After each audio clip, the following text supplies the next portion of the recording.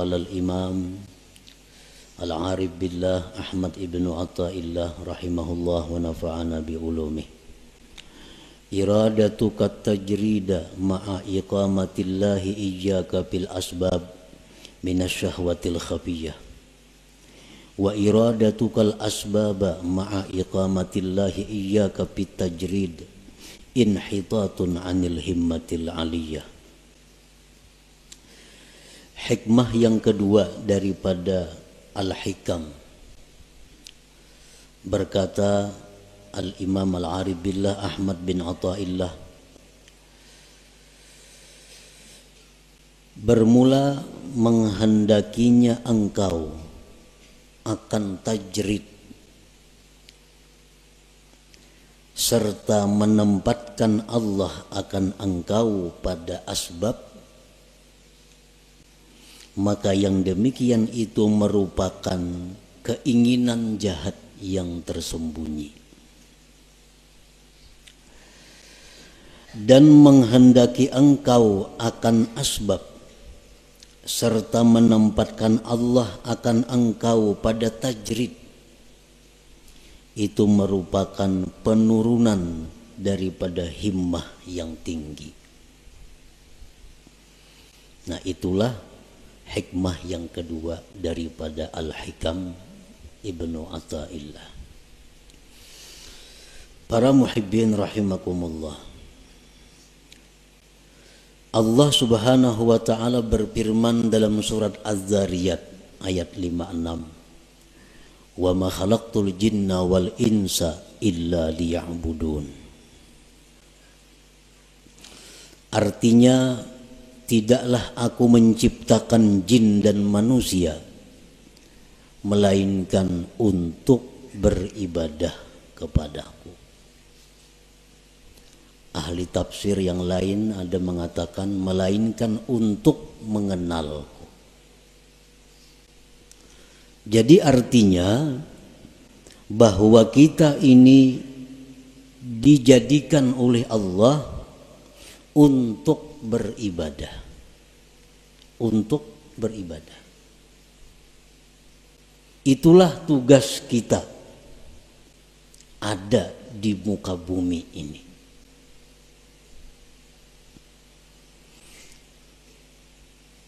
Kita dijadikan Allah untuk beribadah. Maksudnya adalah fungsi utama daripada kita ini mengabdi kepada Allah.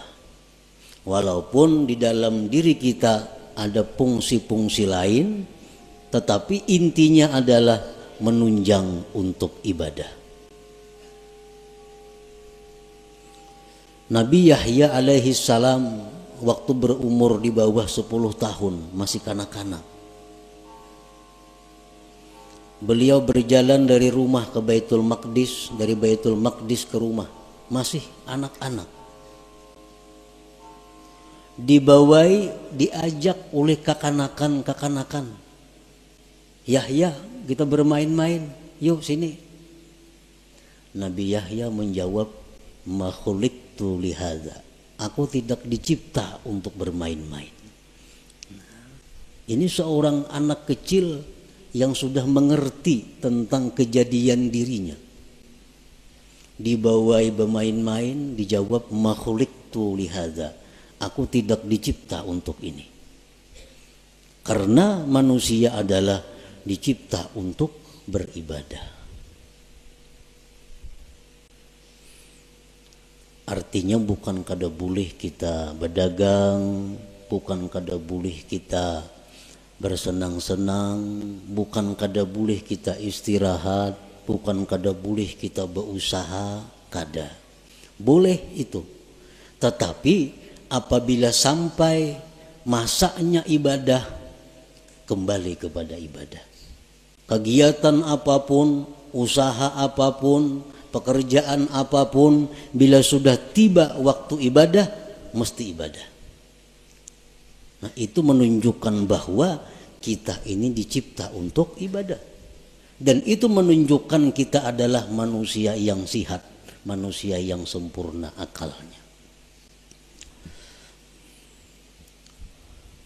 Artinya apabila kita ini asik bekerja, asik bermain, asik bersenang-senang, tanpa memperdulikan waktu ibadah, itu menunjukkan ada kesalahan di dalam jiwa kita. Ada error dalam diri kita. Ada salah yang mesti dibaiki. Yang mesti dibaiki. Asik berdagang, kada tahu hukum Allah halal haram. Asik berdagang, kada tahu waktu sembahyang. Terus berdagang, bertani, bekerja, ibadah dilupakan. Ini error manusia nih. Kenapa? Karena kada sesuai dengan penciptaannya. Dia dicipta untuk ibadah.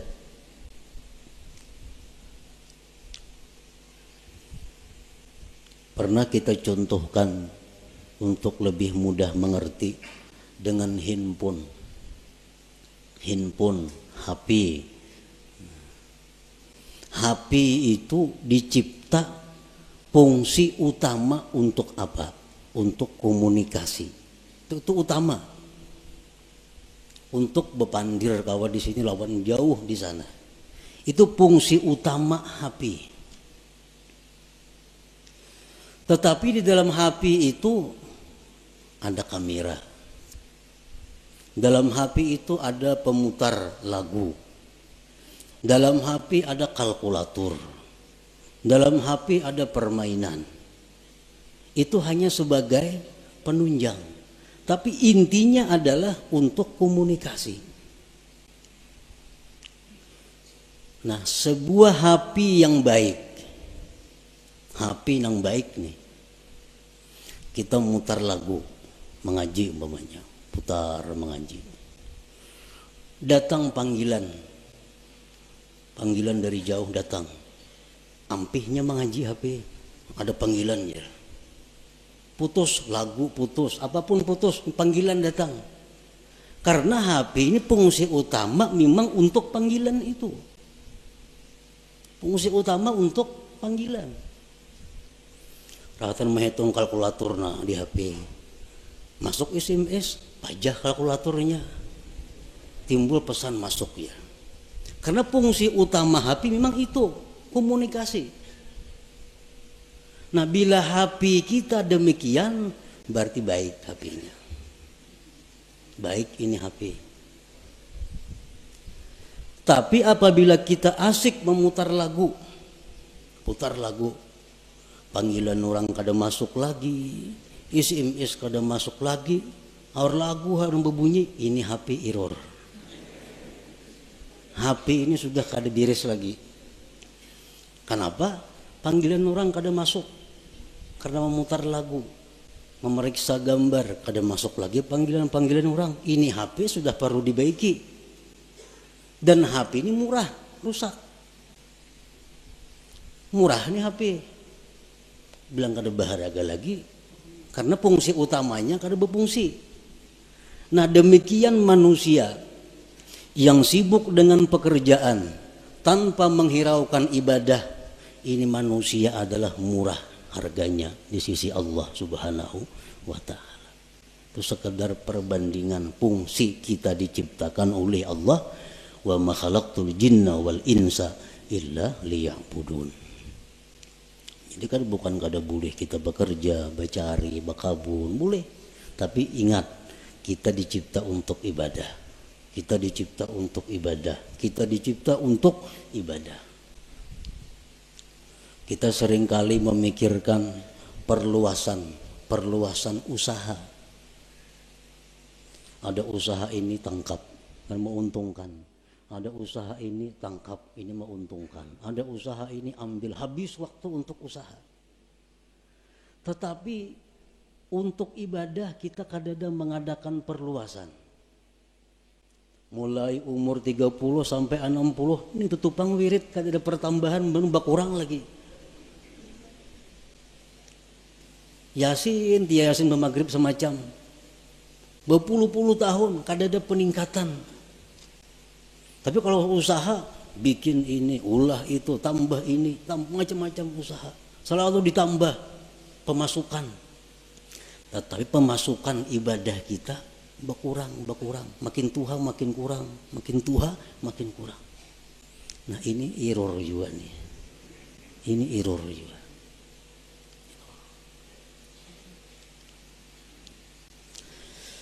Nah jadi selalu kita ingat bahwa kita ini dicipta untuk ibadah. Ada orang-orang dahulu yang ditulis di tangannya, di tangan ditulis khuliqtu lil ibadah, aku dicipta untuk ibadah. Jadi bila hendak kemana-mana, oh aku dicipta untuk ibadah, bukan untuk kedakaruan, bukan untuk itu ini, aku dicipta untuk ibadah. Nah para muhibbin rahimakumullah, jadi tugas kita ini ibadah. Kita tidak bisa beribadah kepada Allah tanpa ada sarana dan prasarana. Karena ibadah ini memerlukan berbagai macam. Ibadah memerlukan kekuatan tenaga supaya bisa bergerak, supaya bisa sembahyang, supaya bisa naik haji, supaya bisa umrah. Itu perlu kekuatan. Makanan, minuman. Untuk beribadah kita perlu pakaian. Untuk beribadah kadang-kadang perlu kendaraan. Untuk beribadah perlu tempat. Banyak keperluan-keperluan kita agar kita bisa beribadah. Nah, untuk mencukupi keperluan kita beribadah ini, Allah ada menyediakan dua tempat yang kita duduki, yang kita jalani. Untuk mendapatkan keperluan ibadah ada dua cara yang diberikan Allah. Ada dua tempat yang diberikan Allah. Pertama namanya asbab. Yang kedua namanya tajrid. Nah, ya tadi iradatu qad tajrid ma'a ikamatillah iyyaka bil asbab minasyahwatil khafiyah wa iradatu kal asbab ma'a ikamatillahi ta'ayyaka bit tajrid inhitatun anil himmatil aliyah. Jadi ada dua untuk mencukupi kebutuhan ibadah nih. Ada asbab, ada tajrid. Asbab ini apa artinya? Ya sebab bekerja, berdagang, bertani, menuri, beternak, jadi guru, pegawai. Ini asbab. Artinya apa? Dia mendapatkan kecukupan ibadahnya melalui pekerjaan-pekerjaan. Nah ini asbab namanya. Ada orang yang ditempatkan Allah di situ untuk mendapatkan keperluan ibadah. Inya menure lebih suka hanya kau masak, berdagang hanya nukar baju, berdagang hanya kawan nukar ini untuk ibadah. Ada orang yang ditempatkan Allah di situ. Nah yang kedua, ada orang yang ditempatkan Allah di satu makam namanya tajrid. Ini orang dalam rangka mencukupi keperluan ibadahnya kada perlu berusaha. Dia telah dicukupi. Contohnya warisan banyak. Banyak isi warisan. Ini kada becarian. Bulan ini datang nang saham di anu. Bulan akan datang nang di anu. Di rumah aja begana, datangan duit ke rumahnya. Nah ini orang ditempatkan Tuhan di makam tajrid ngarannya. Kan ada ya kalau kayak itu orang. Nang kada berusaha, betoko kada, beternak kada, betani kada, apa kada. Tapi duit banyak berisi datangnya, sarabanya ada, beribadah apa kawa. Nah ini ngarannya di makam tajrid, diandak Tuhan orang ini.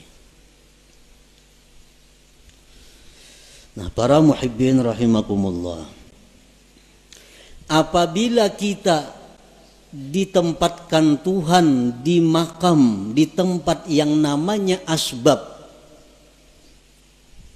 nah Lalu kita hendak berpindah ke makam tajrid. Aku ampih dah berdagang, ampih bahuma, ampih menurih. Aku hendak beribadah aja lagi. Dagangan semuaan tutup habis sudah lagi. Aku hendak beribadah. Duit hendak datang-datang, kada-kada terserah. Pokoknya aku beribadah. Nah, ini orang keinginannya jahat yang tersembunyi. Nah, ini orang ini ada kejahatan yang tersembunyi. Kenapa? Karena Tuhan menempatkannya di tempat namanya asbab. Hendak berpindah, hendak di rumah aja begana lagi, pasar kada turun lagi.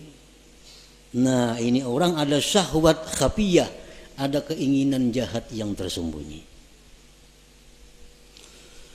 Orang yang selama ini duduknya ditempatkan Allah di makam tajrid, sudah nyaman nih. Tiap bulan ada kiriman, tiap bulan ada. Kada pernah talantar memakan pakai apa cukup. Berpikir nukar kabun, anak bakabun lagi na aku nih. Nah, anak bakabun. Padahal bertahun-tahun dah begana di rumah aja. Beribadah agawian datang duit.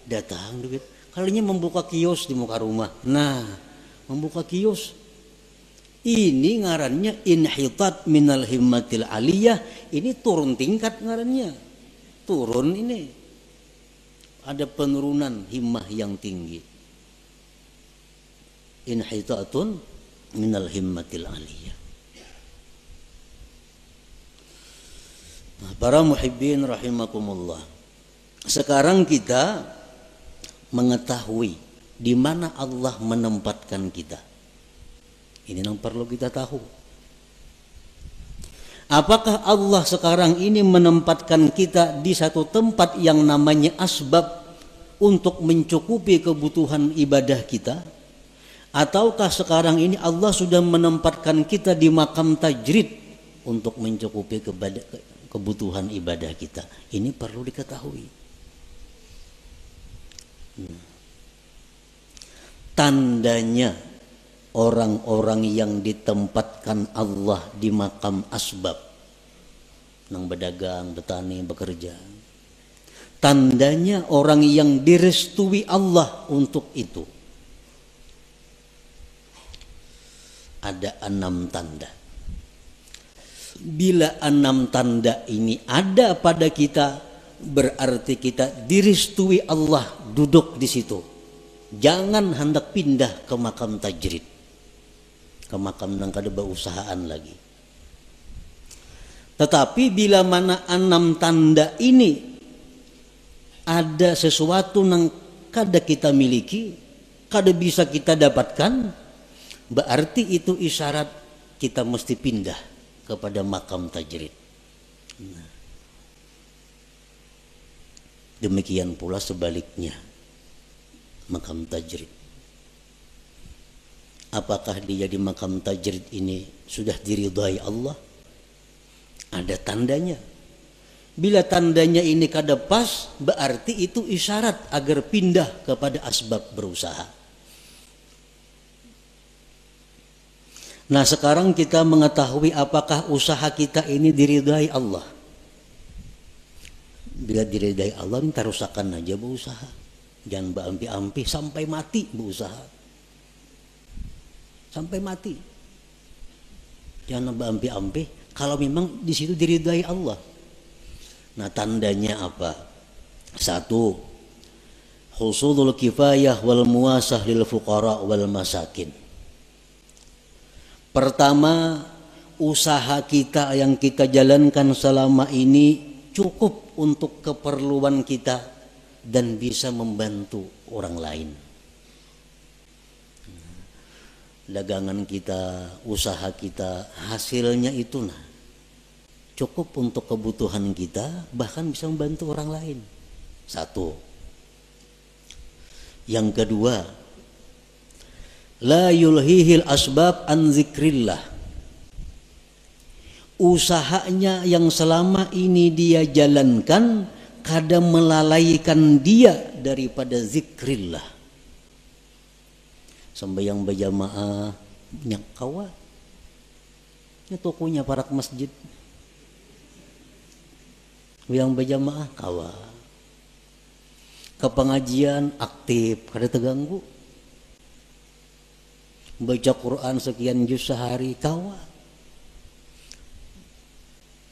usahanya kada mengganggu dia daripada zikrullah.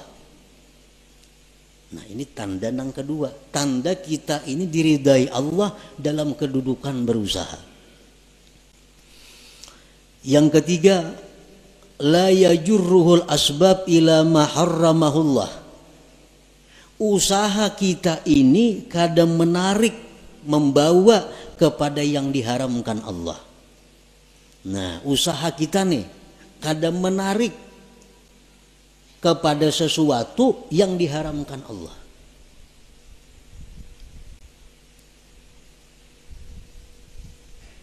Kadang-kadang ada usaha itu yang bisa membawa kepada yang diharamkan Allah.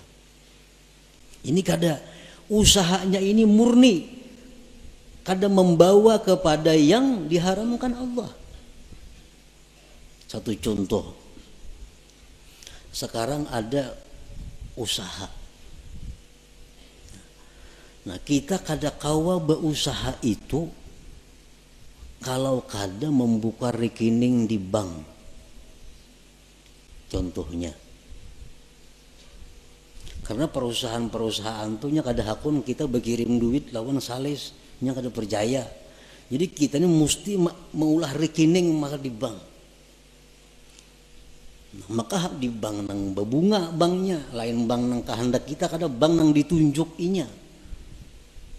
Itu ada bunga dapat kaina kita dari simpanan kita, karena mulah rekening pasti ada menabung. Ada mau liur basi aja mulah rekening itu ada duitnya. Nah, hendak berusaha ini mesti membuka rekening di bank, maka bank ini riba. Mau kada mau riba. Ini ngarannya sudah membawa kepada yang diharamkan. Nah bila macam itu berarti usaha kita ini sudah kada diridai Allah. Nah, cari usaha lain nang kada menarik kita kepada yang diharamkan Allah. Banyak usaha lain nang kada menarik nang diharamkan itu. Yang keempat, muasyaratul abrar.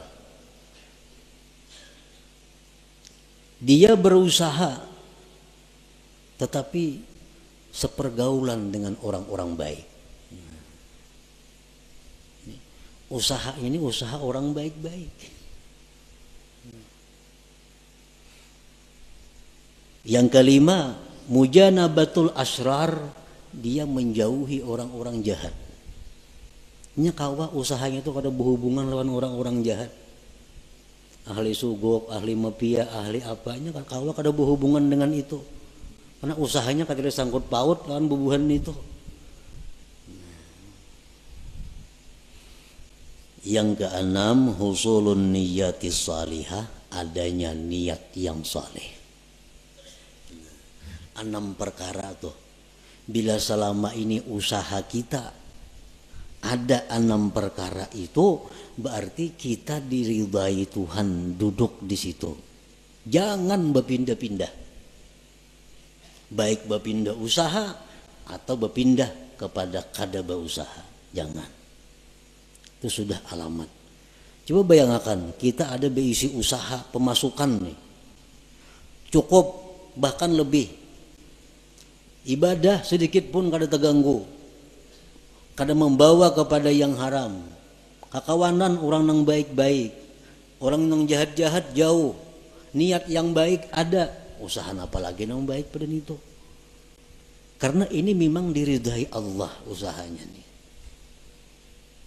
Ukur aja usaha kita nih. Pas kada itu. Bila kada pas, usaha kita kada diridai Tuhan. Kita mesti pindah pada usaha itu. Kalau hendak baik, kalau hendak selamat. Bila ditarusakan bahaya. Kada percaya bukti akan nakaina.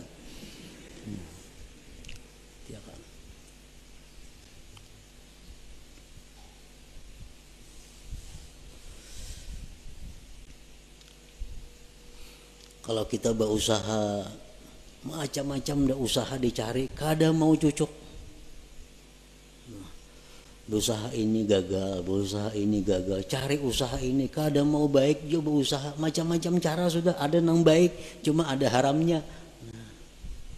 Ada nang baik cuma di lingkungan orang-orang jahat. Ada nang baik usaha cuma kada kawasan bahaya ribut. Nah, bila macam itu kita harus pindah ke mana? Pindah ke usaha nang baik. Bila kadada juga pindah ke makam tajrid. Nah, pindah ke makam tajrid. Pindah ke makam tajrid lagi. Dan bila Allah memerintahkan kita ke makam tajrid, itu Allah bertanggung jawab. Ada pacang kelaparan kita ada pacang susah ada. Karena ini Allah yang memindahkan kita ke makam tajrid. Kalau kita berpindah seorang, nah itu bahaya.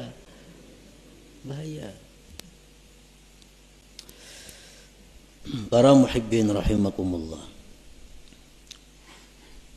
Jadi dalam usaha itu diperlukan juga niat yang baik. Karena usaha ini menentukan sabilillah atau sabilis syaitan itu diniat.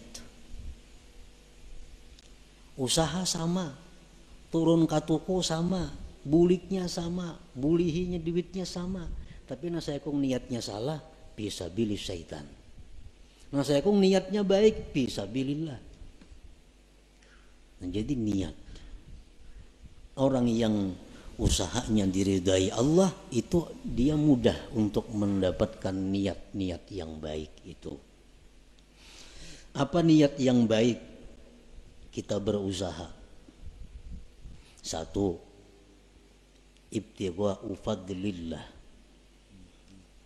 Kita berusaha itu mencari anugerah Allah. Anugerah Allah. Fadlillah, anugerah Allah itu lebih khusus daripada rezeki. Berusaha jangan niat mencari rezeki, jangan. Berbahaya. Kenapa? Sebabnya dalam mazhab ahlu sunnah wal jamaah ar-rizku yasmalul halala wal haram. Rezeki itu termasuk nang halal dan haram. Makanya doa rizkan halala, jangan supaya rezeki nang halal. Kalau kita berniat mencari rezeki, nah itu salah. Rezeki itu bisa halal, bisa haram. Jadi niat kita berusaha itu mencari fadlillah, anugerah Allah. Nah, itu niatnya. Karena anugerah Allah itu, fadlillah itu dicontohkan dalam Al-Quran. Dalam surat Jum'ah. Fa'idha qudiyatis salah fantashiru fil ardi wabtaghu min fadlillah wadhkurullah katsira la'allakum tuflihun. Nah, jadi artinya anugerah rezeki, anugerah Allah itu letaknya di antara dua zikir. Fa'idha qudiyatis salatu, bila tuntung sembahyang, fantasiru fil ardi, bertebaranlah kamu di muka bumi, wabtaghu min fadlillah, carilah anugerah Allah, wazkurullah, berzikirlah kamu kepada Allah. Nah, jadi berusaha itu hendaknya turunnya berdoa, berzikir. Nah, di toko pun berzikir dan berdoa juga. Itu dapat anugerah Allah. Jadi niat yang pertama itu berusaha anugerah Allah nang dicari. Fadlillah tadi.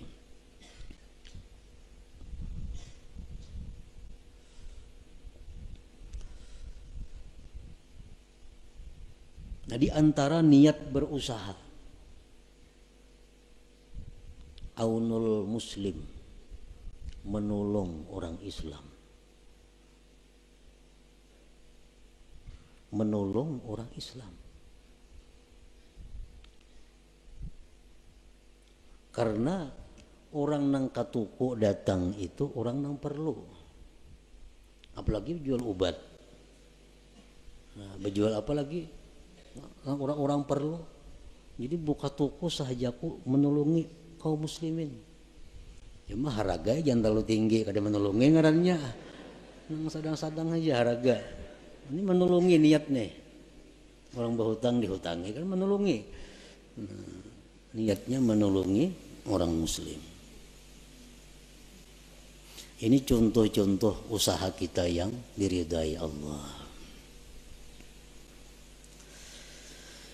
Idza wajada ma dzukir la yantaqilu ila tajrid illa bi amri syaikhihi aw bi isyaratin wadihatin ka ta'azzuri ma dzukir min kulli wajhin. Apabila dia mendapatkan tanda-tanda yang disebutkan tadi, dia tidak boleh pindah ke makam tajrid kecuali perintah gurunya. Nah, kecuali perintah guru. Dan ini berusaha padahal bagus. Semua tanda yang dibaik itu sudah ada padanya. Cuma aja guru macam pindah. Sekarang ikam kawani aku di rumah aja begana, aku makan jo ikam. Nah, terpaksa mau ada mau. Ampih berusaha tuh. Ada jalan lain lagi, ampih. Tajrid. Karena perintah guru. Au bi isyaratin wadihah, atau ada isyarat yang nampak seperti uzur yang disebutkan dari segala sisi. Kada kawa berusaha cobai ini, kada kawa. Cobai berusaha ini untung, cuma terganggu ibadah. Berusaha ini kau beribadah rugi. Berusaha ini akhirnya kembali kepada nang haram. Kada kawa dicoba-coba semacam-macam, kada kawa jo ibadah usaha nang baik. Nah, itu artinya isyarat dari Allah pindah. Jangan di situ lagi begana. Kada usah lagi beribadah aja sudah kepada Allah. Nah, pindah ke makam tajrid ngarannya. Nah, para muhibbin rahimakumullah. Nah, kemudian orang-orang yang sekarang ditempatkan Allah di makam tajrid,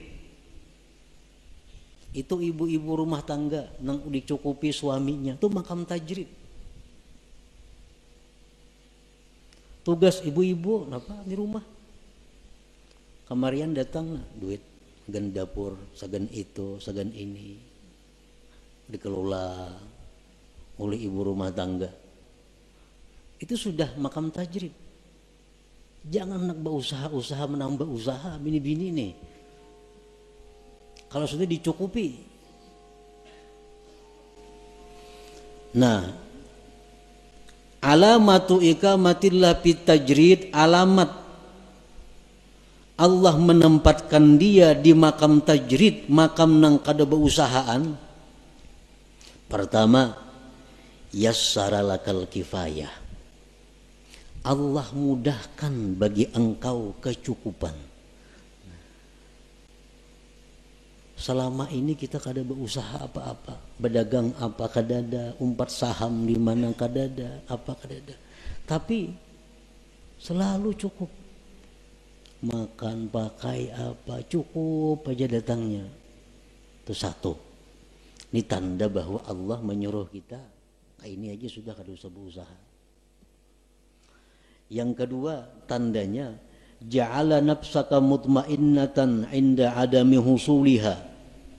Allah jadikan diri engkau tentram, tenang ketika ketiadaannya. Kada ada duit, kada ada makanan, tenang, sabar, kada ada keluh kesah. Nah, Allah jadikan hatinya seperti itu. Yang ketiga, ada mutama lima fi aidin nas, tidak ada tamak kepada milik orang lain. Kada ada menghendaki ampun orang, kada ada hendak supaya diberi orang, kada ada hendak supaya diinjami orang, kada ada. Yang keempat, safa'u waqtika 'alal istighal bi ibadatillahi ta'ala, bersihnya waktu engkau sibuk dengan ibadah. Kita hari-hari ini sibuk waktu penuh dengan ibadah. Belajar, mengajar, beribadah, zikir, Quran, apa habis sudah waktu beribadah. Ekonomi cukup. Mun rahatan kada cukup, hati kada gelisah juga. Tenang. Ini artinya kita direstui Allah demikian. Jangan hendak sedikit pun membuka usaha. Jangan hendak sedikit pun bersaham di situ di mana-mana. Ini sudah tenang. Allah sudah meridai, merestui kita duduk di situ.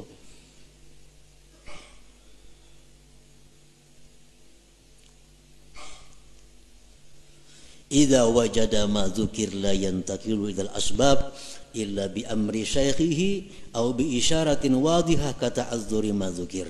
Bila sudah orang itu mendapatkan yang disebutkan tadi, kecukupannya mudah, dirinya tenang, mun kada berduit, kada ada tamak lawan ampun orang, waktu penuh dengan ibadah beisi,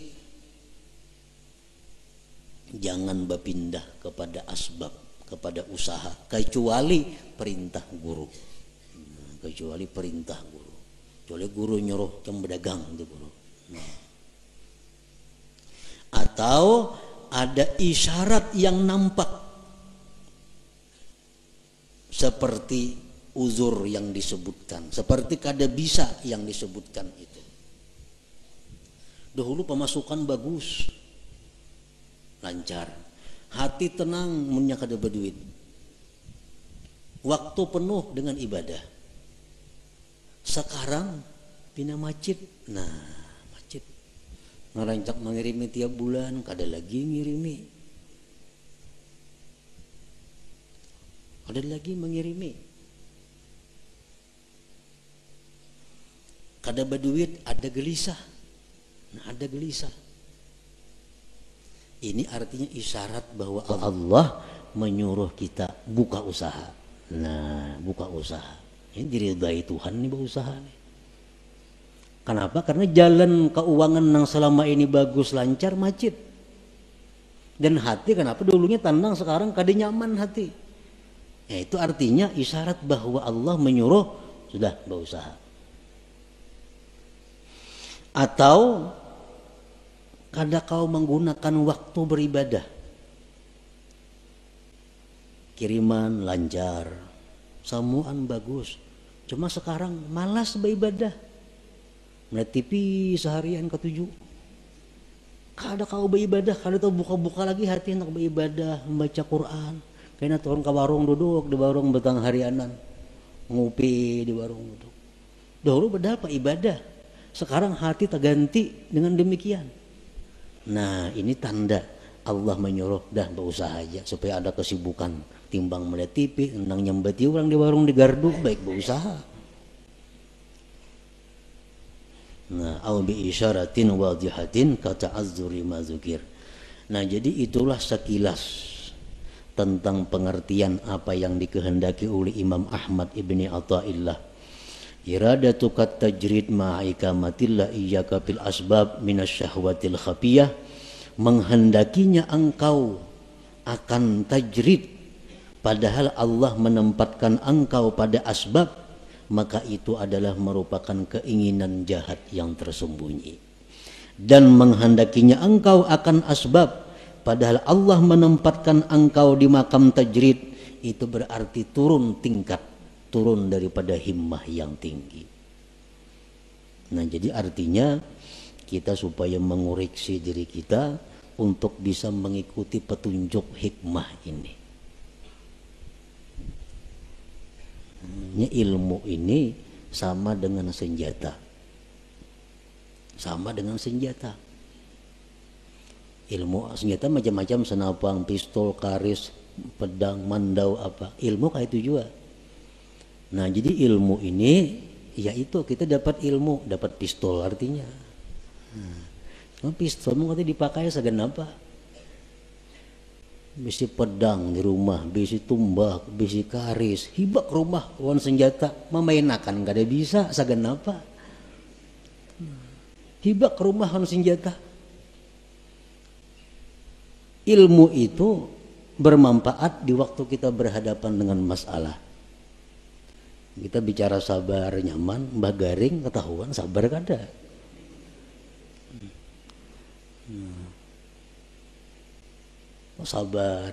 Sabar di sakit, sabar musibah, sabar apa? Samuan tahu kita hadis-hadisnya ini, fadilatnya ke surga. Mbah kita takana, nah itu nang iyanya. Jadi hikmah ini adalah untuk kita jadikan petunjuk, jadikan jalan untuk diri kita. Apakah selama ini kita sudah duduk di tempat yang direstui Allah?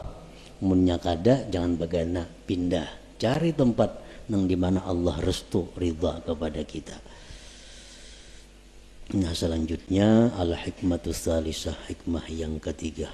Hikmah yang ketiga daripada al-hikam al-ataiyah. Berkata al-Imam Ahmad bin Athaillah rahimahullah wa nafa'ana bi ulumi, sawabiqul himam la takhriku aswaral aqdar. Sawabiqul himam la takhriku aswaral aqdar. Artinya keinginan yang cepat, himmah yang kencang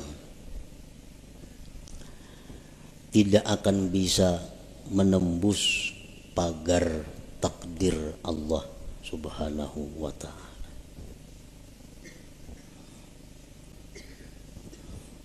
Bagaimanapun keinginan kita,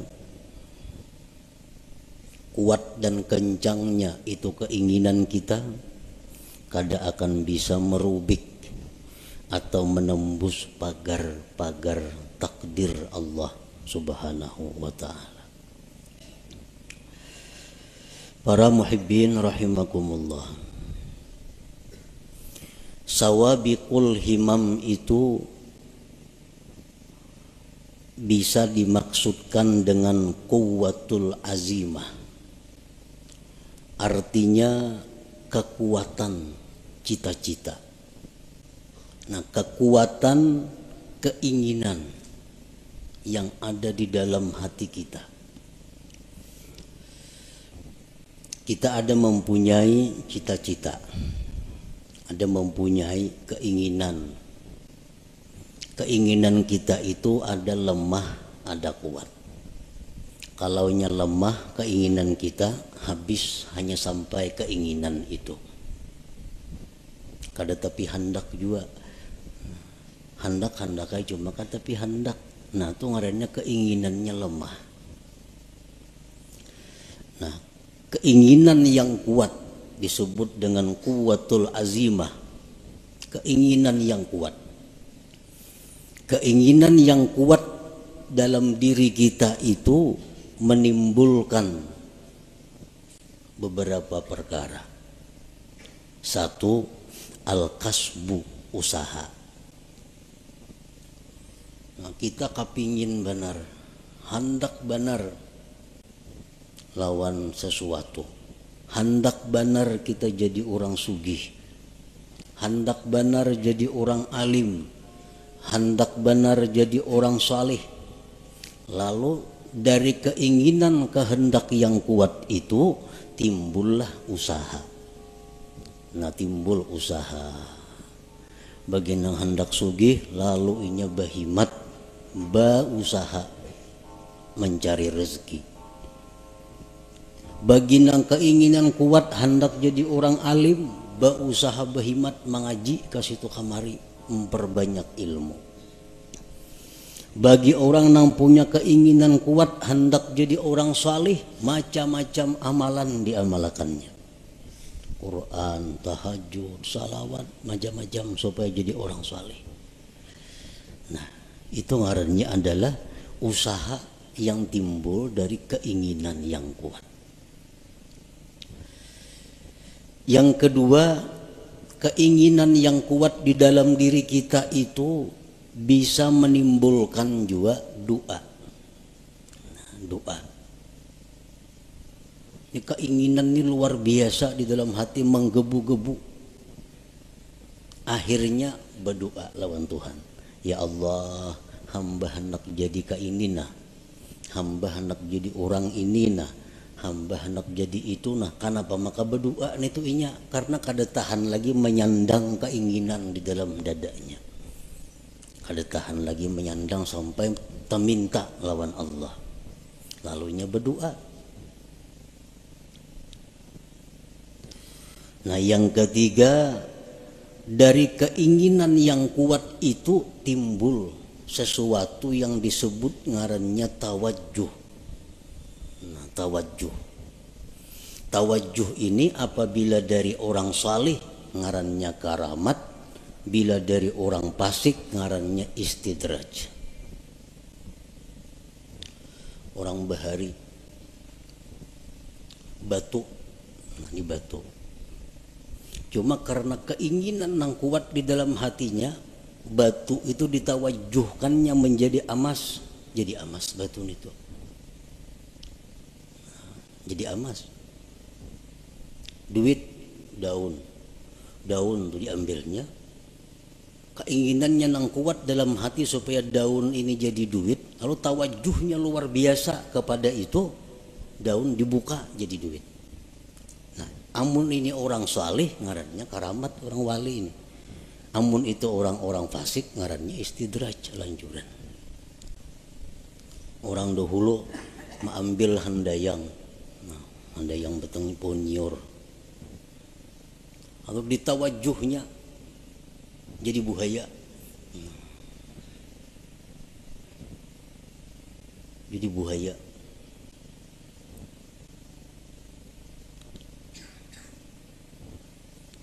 Kenapa bisa jadi buaya? Maka handayang nyiur. Karena nang ini orang punya keinginan kuat di dalam hatinya supaya jadi buaya, lalu timbul tawajjuh yang kuat, nah jadi buaya. Nah jadi 3 macam itu usaha tadi, doa atau tawajjuh itu berasal dari kekuatan cita-cita di dalam hati kita. Nah kekuatan cita-cita di dalam hati kita yang menimbulkan usaha atau menimbulkan doa atau menimbulkan tawajjuh tadi, la yahsulu kullun minha idza aradal aqdar, semuanya itu kada akan berhasil apabila berlawanan dengan takdir Allah. Bila mana berlawanan dengan takdir Allah, cita-citanya kuat hendak jadi orang sugih, lalu inya berusaha macam-macam buka usaha. Kalau takdirnya orang ini jadi miskin, usahanya selalu gagal. Kayak apa aja kuatnya keinginan kita, kayak apa aja usaha kita itu banyaknya, kada akan bisa menembus pagar takdir Allah. Kalau sudah kita ditakdirkan jadi orang miskin, kada kawa. Usaha apa aja dijalankan, kada mau cocok, kada mau berhasil. Siang malam buka usaha, macam-macam cabang usaha, nya kehendakan jadi orang sugih, kada kawa. Kalau kada didukung, diperintah, disesuaikan dengan takdir Allah Subhanahu wa ta'ala. Nah itu salah satu maksud tadi, sawabikul himam la takhriqu aswaral aqdar. Doa, cita-cita yang kuat di dalam hati, akhirnya berdoa, saling panjangan doa, tetangis-tangis berdoa. Tapi kalau takdir kada mendukung, doa kada akan jadi apa-apa. Doa kada akan diterima. Doa kada akan berhasil apabila berlawanan dengan takdir Allah. Kita ditakdirakan sakit. Semalaman kita berdoa supaya sehat, kan mau kabul doa. Karena takdir sudah berdahulu. Belum kita berdoa sudah ada takdir kita sakit. Nah, jadi doa kita kayak apapun hebatnya, walaupun doa dari nabi, doa dari wali, ismul a'zam macam-macam dibaca, kada mau berhasil kalau itu sudah bertentangan dengan takdir Allah. Bagaimanapun hebatnya, kencangnya, kada akan bisa menembus pagar takdir Allah Ta'ala itu. Nah tawajuh kayak itu juga. Tawajuh. Kayak apapun orang mentawajuhkan sesuatu. Dia giling-giling batu berjam-jam kada jadi emas juga. Padas tangan. Nah, kalau takdirnya kada ada. Nah kalau nang takdirnya memang jadi beberapa japa aja ditawajuhnya itu batu jadi emas.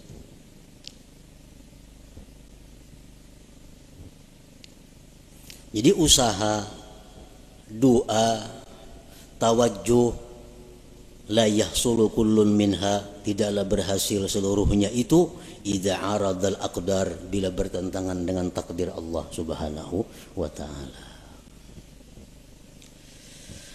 Kenapa usaha, doa, tawajuh tadi kada berhasil bila berlawanan dengan takdir?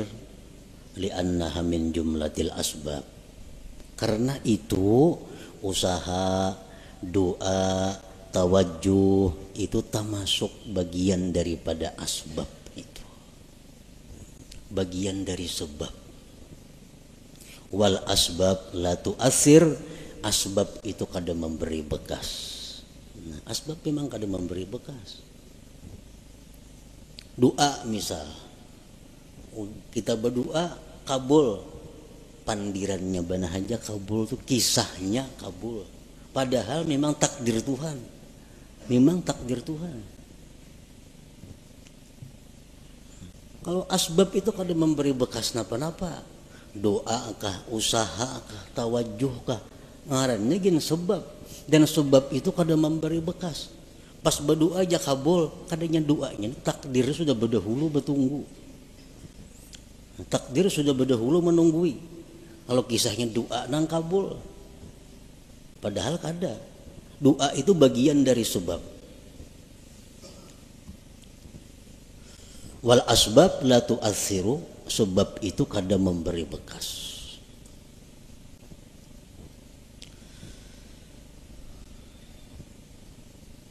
Kalau sebab itu kada memberi bekas, nang apa gunanya?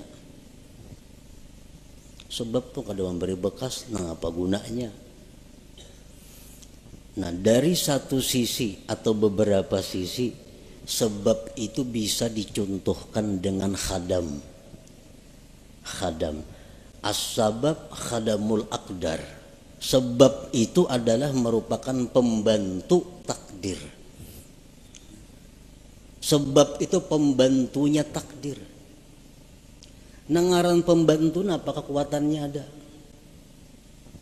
Pembantu musibati lambung mun patuarannya kada mengijinakan kada kawa. Pembantu kada daya. Berangkat, bulik, angkat ini, angkat, turunakan ini, turun. Pembantu. Nah, as-sabab itu khadamul aqdar. Khadamnya takdir. Dan nangaran khadam ini diupah. Bila baik diganjar pahala, bila jahat diganjar dosa. Nah jadi itulah adanya sebab ini hanya untuk menimbulkan ganjaran. Kalau mempengaruhi, sebab kada ada sama sekali. Kada ada mempengaruhi apa-apa. Cuma hanya maulah upah, maulah ganjaran.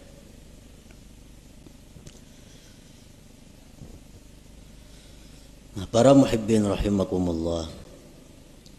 Faman ya'taqada annal asbab tu'athir fahuwa kafir.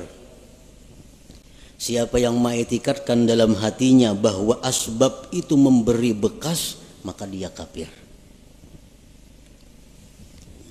Mengiktikadkan di dalam hati artinya meyakini bahwa sebab itu memberi bekas, maka dia kafir. Mbakku doakannya lo gila aja.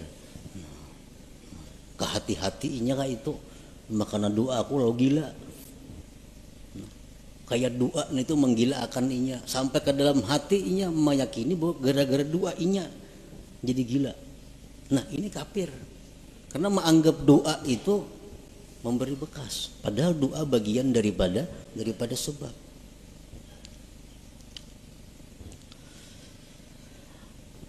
Wa man i'taqada anna al-asbab tu'assiru biquwwatin ja'alaha Allah biha fa huwa fasik. Barang siapa yang mengiktikadkan di dalam hati bahwa sebab itu memberi bekas dengan kekuatan yang dijadikan Allah padanya, maka dia orang fasik. Ujarnya, sebab itu kadang memberi bekas. Cuma di dalam sebab itu ada kekuatan yang diandak Allah, akhirnya memberi bekas. Nah, ini fasik. Contohnya lagi pisau itu kadang melukai jarinya.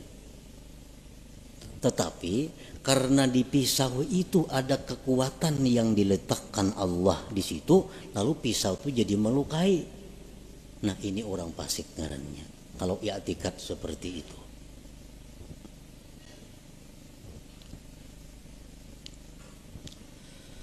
Wa man i'taqada anna al-asbab la tu'assiru wal mu'assiru huwallahu wahdah lakin mata wujidatil musabbabat fahuwa jahil. Dan siapa yang mengiktikadkan bahwa sebab itu tidak memberi bekas, yang memberi bekas itu hanyalah Allah semata, tetapi apabila ada sebab maka ada musabbab, maka itu orang namanya jahil. Ngarannya jahil. Ujarnya, sebab itu kadang memberi bekas.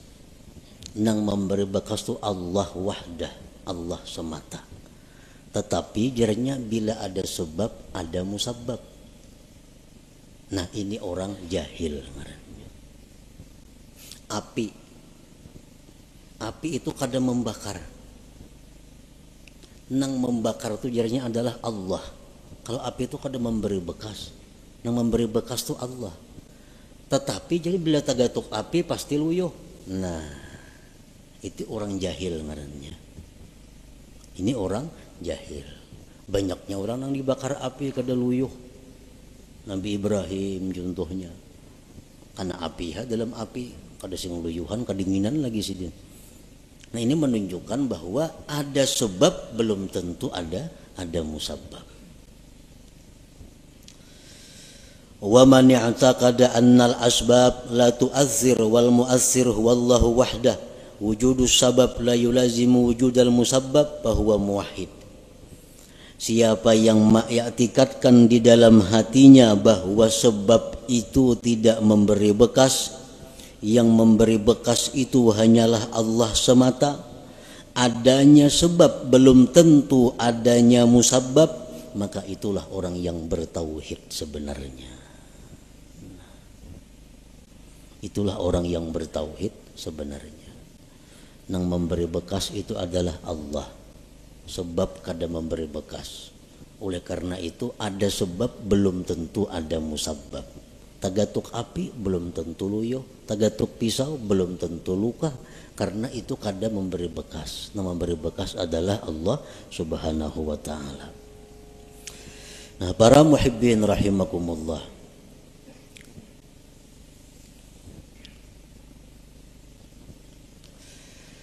jadi termasuk di antara sebab tadi adalah al-kasbu, usaha. Usaha itu sebab. Yang kedua doa itu sebab. Yang ketiga tawajuh itu pun ngarannya sebab. Oleh karena itu banyak usaha kita nang kada berhasil, banyak doa kita nang kada terwujud, banyak tawajuh orang-orang nang gagal. Kenapa? Karena bertentangan, kada didukung oleh takdir Allah Subhanahu wa ta'ala. Nah, di dalam masalah usaha tadi, manusia terbagi 4 golongan dalam usaha. Yang pertama, mayyarar rizqa minallahi ta'ala wa minal kasbi. Ada orang yang melihat atau meyakini rezeki itu dari Allah dan dari usaha. Ini meyakini rezeki itu dari Allah dan dari usahanya. Gabungan dua itu datanglah rezeki. Bahwa musyrik, maka ini orang ngarannya musyrik, menyekutukan Allah. Bujurai rezeki daripada Allah. Muka ada berusaha, mana datang duit? Nah, itu orang musyrik itu. Kada boleh dietikatkan dalam hati. Tahu rezeki daripada Tuhan. Muka ada buka toko, mana datang duit? Dia orang Tuhan rajin itu. Mudah menasihati anak kada tahu salah seorangnya. Nasihat nang salah.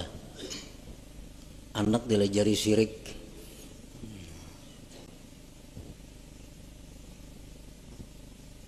May yara rizqa minallah ta'ala wa minal kasbi fahuwa musyrik. Yang kedua, may yara rizqa minallahi ta'ala wa la yadri ayyu'tihi amla fahuwa syakkun munafik. Orang yang melihat atau meyakini rezeki dari Allah, dia sudah tahu rezeki dari Allah, kada daripada yang lain. Rezeki dari Allah. Cuma inya kada tahu aku ini diberi Tuhan kah kada kah. Bujur aya rezeki dari Allah, cuma aku ini adakah jatah kada adakah. Nah, ini orang munafik ngarannya.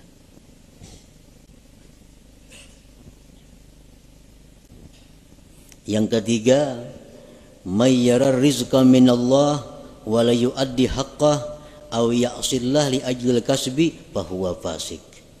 Orang yang mengetikatkan bahwa rezeki itu semata-mata daripada Allah, tetapi dia kadang menunaikan hak hartanya, atau dia maksiat kepada Allah karena menjalankan usahanya, bahwa fasik, maka ini orang fasik ngarannya.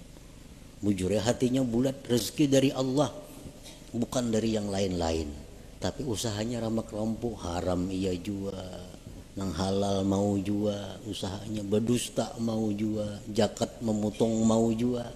Nah, ini orang fasik ngarannya. Yang keempat, may yara rizqa minallah wahdah wa akhraja haqqahu wa la ya'sillah li ajlil kasbi fahuwa mu'minun mukhlis. Orang yang mengetikatkan bahwa rizki dari Allah semata dan dia mengeluarkan haknya dan dia tidak maksiat kepada Allah karena usahanya, maka itulah orang mukmin yang mukhlis, yang murni ngarannya.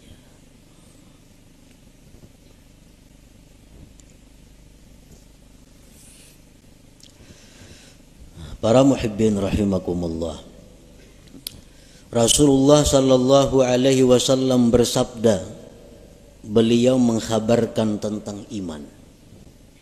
Antu'mina billah wa malaikatihi wa kutubihi wa rusulihi wal yaumil akhir wa tu'mina bil qadari khairihi wa syarrihi. Ujar Nabi, iman itu adalah kamu beriman dengan Allah.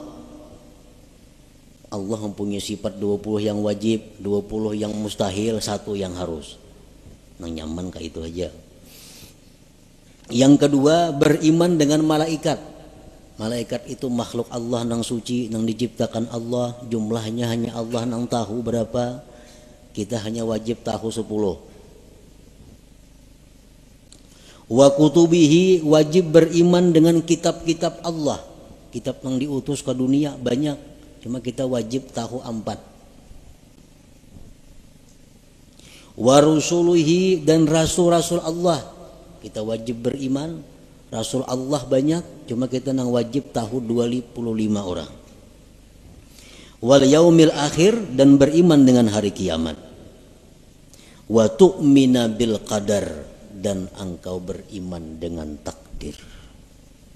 Khairihi wa syarrihi, baik takdir itu takdir kebaikan atau takdir yang jahat.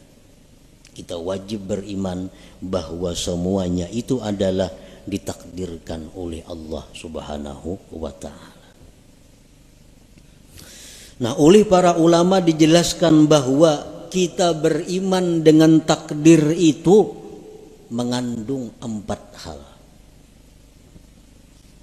Kita beriman dengan takdir Allah, beriman dengan takdir, percaya dengan takdir, itu terdiri dari 4 hal.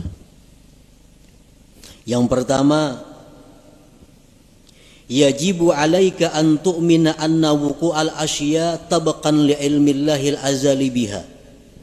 Wajib atas engkau bahwa engkau beriman bahwa terjadinya sesuatu itu sesuai dengan ilmu Allah yang azali. Apakah napa kanang kejadian nih, baik diri kita, baik orang lain, baik alam semesta, apapun kejadian ini itu sesuai dengan apa yang diketahui Allah, sesuai dengan apa yang diputuskan oleh Allah pada masa azali. Sedikit pun kadada sesuatu yang kada sepengetahuan Allah.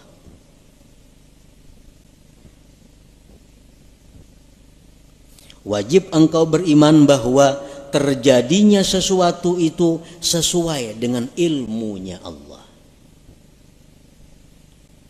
Nah, yang kedua, yajibu alaika an tu'mina annahu ta'ala khalaqa af'alal ibad kullaha min khairin wa syarrin wa iman wa kufrin. Wajib atas engkau beriman bahwa Allah Ta'ala itulah yang menciptakan perbuatan hamba seluruhnya, baik jahat, iman dan kafir.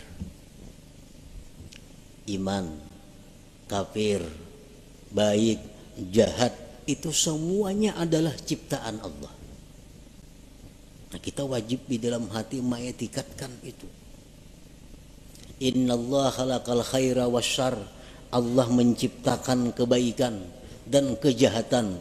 Tuba liman khuliqa lil khair. Untung orang yang diciptakan Allah untuk kebaikan. Allah ada maulah surga, Allah ada maulah neraka. Kedua-duanya ulahan Tuhan. Allah menciptakan manusia, ada yang diciptanya untuk menghuni surga, ada yang dicipta untuk menghuni neraka. Ujar Nabi, tuba liman khuliqa lil khair. Beruntung orang yang diciptakan untuk kebaikan.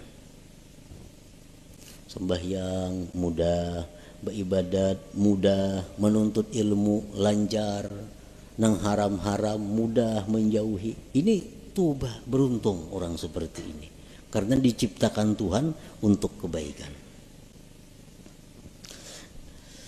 Yang ketiga, yajibu alaika an tu'mina, wajib engkau beriman annama qaddarahullah fi azalihi la budda min wuku'ihi wa ma la yuqaddiruhu yastahilu wuku'uhu.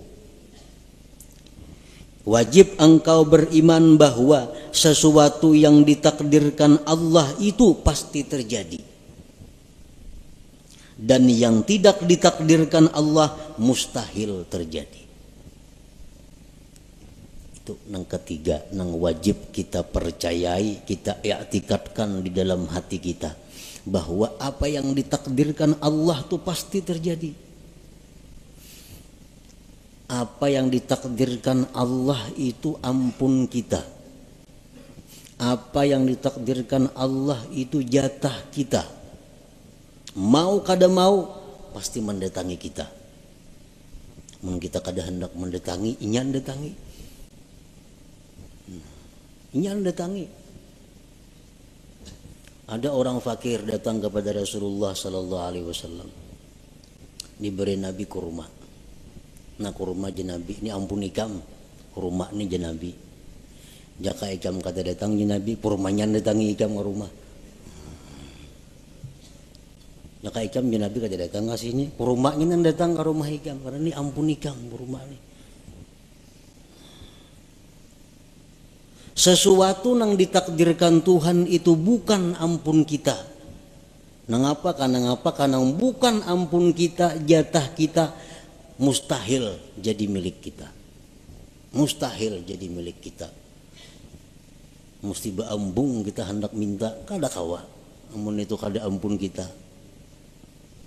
Iya nang tadi kita berusaha, kita berdoa, amun nang diminta ini kada ampun kita kayak apa? Peminta ampun kita belum minta diberi Tuhan. Nang sulit ini kita minta nang kada ampun kita, lalu kada kabul doa itu. Jadi wajib kita beriman annama qaddarahullah bi azalihi, sesuatu yang Allah takdirkan pada azalnya, la budda mi wuqu'ihi, tidak boleh tidak atau pasti terjadi, wa ma la yuqaddiruhu yastahilu wuquhu, dan sesuatu yang tidak Allah takdirkan mustahil terjadi.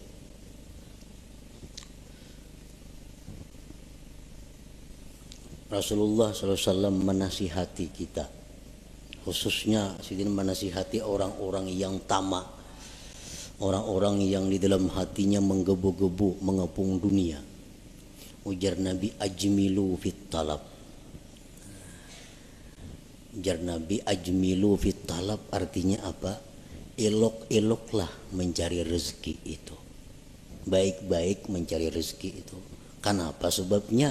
Karena ampun ikam tuh pasti tak ikam juga. Amun tuh memang ampun ikam, tak ikam juga datangnya. Amunnya kada betah dapat. Karena tuh kada ampun ikam. Jadi bercari bujur-bujur nang halal, aturan Allah ka ini, aturan agama ka, turuti itu. Nah, turuti itu. Karena kalau itu memang ampun ikam, pasti sampai kepada engkau. Doa Sayyidina Ali karramallahu wajhah, Allahumma srif qalbi amma sarabtahu anni. Ini doa yang sangat pendek tetapi mantap. Allahumma srif qalbi amma sarabtahu anni. Artinya apa? Ya Allah, palingkan hatiku. Jangan menoleh artinya. Ya Allah, palingkan hatiku. Jangan menoleh, jangan menghendaki, jangan mengingini. Ma sarabtahu anni, sesuatu nang memang bukan jatahku. Jadi amun itu tuh kada ada jatah seorang, jangan ada hendak hati ini. Nang hal ini hendak pas kada ada jatahnya kalau sakit hati. Nah, hendak lawan itu bukan jatah kita. Nah, jadi Allahumma srif qalbi amma sarabtahu anni. Ya Allah, palingkanlah hatiku dari sesuatu yang telah kamu palingkan dia daripadaku.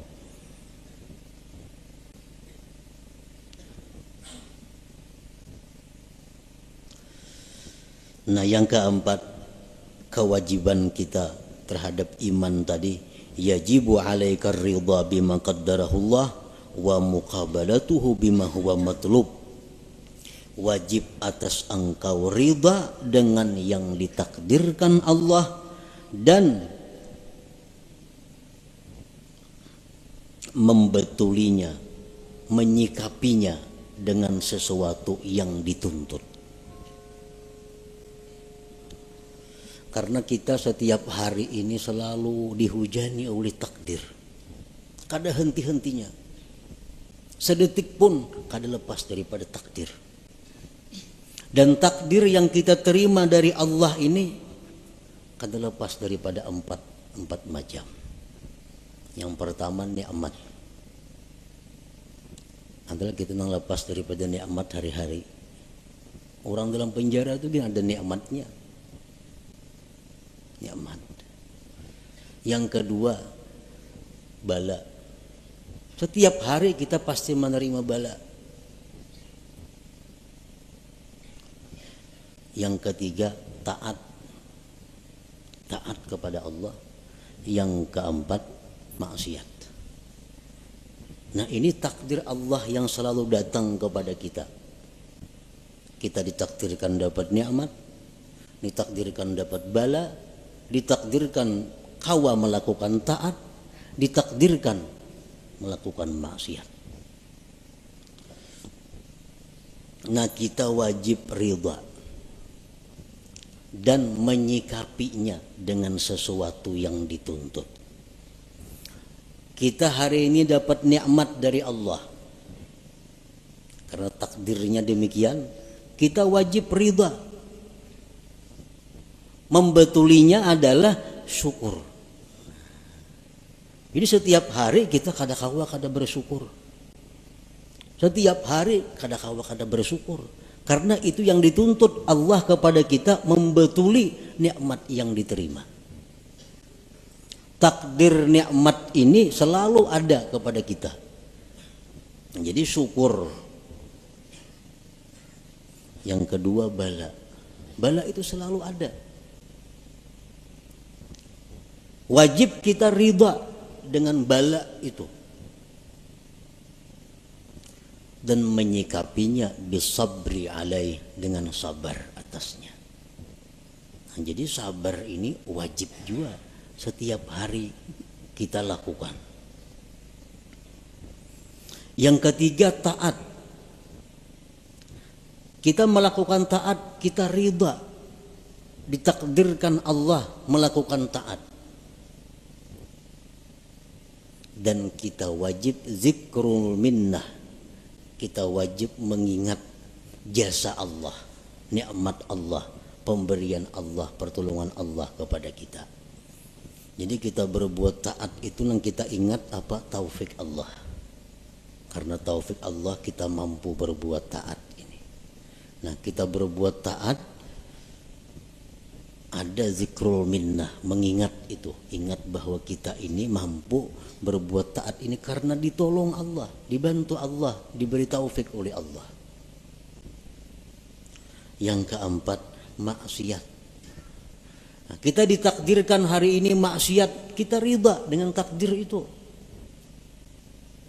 Ridha dengan takdir maksiat. Nah, menyikapinya dengan kembali dan tobat kepada Allah pauran bersegera. Nah, jadi 4 hal itu termasuk dalam kandungan antu'mina, bahwa kamu beriman bil qadar, dengan takdir khairihi wa syarrihi tadi.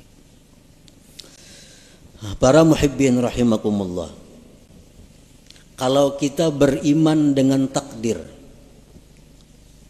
iman kita dengan takdir ini asalkan bujur-bujur akan membuahkan banyak manfaat, membuahkan banyak buahnya.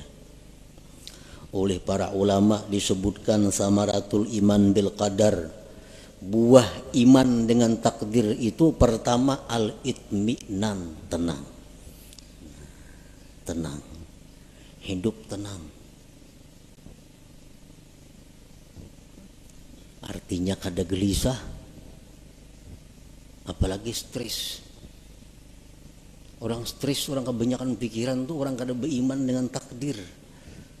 Samuan asa seorang mau urusinya, samuan asa seorang na menanggungnya, akhirnya stres.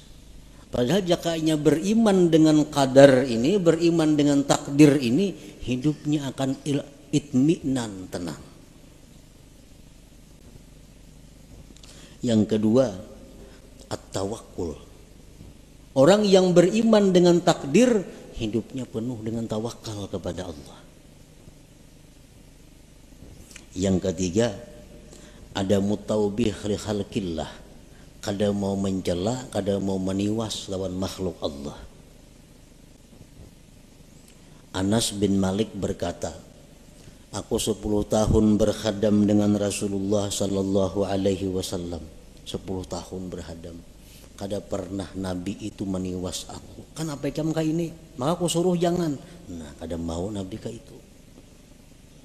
Kada pernah Nabi berkata, kan apa jam ka itu? Maka aku tangati. Nah,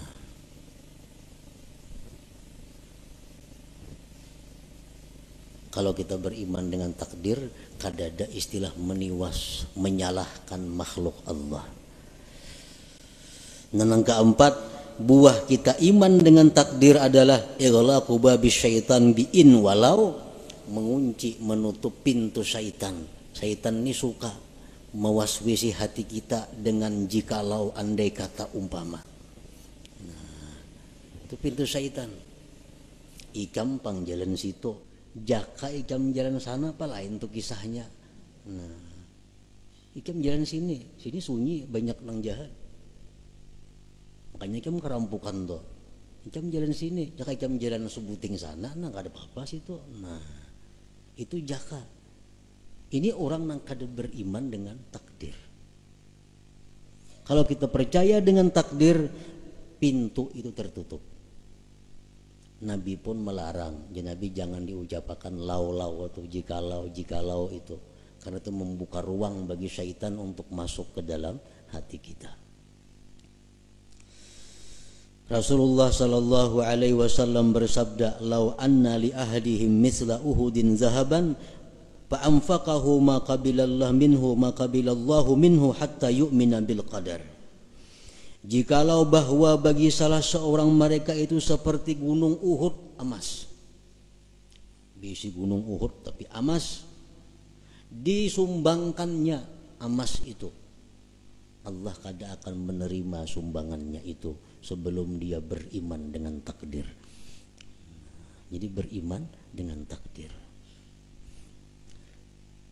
Nah, kesimpulan daripada apa yang disampaikan oleh Imam Ahmad Ibnu Athaillah dalam hikmah yang ketiga ini, sawabiqul himam, bahwasanya himmah yang cepat atau kuatnya cita-cita seseorang, la takhriqu aswaral aqdar, tidak akan bisa merubik takdir.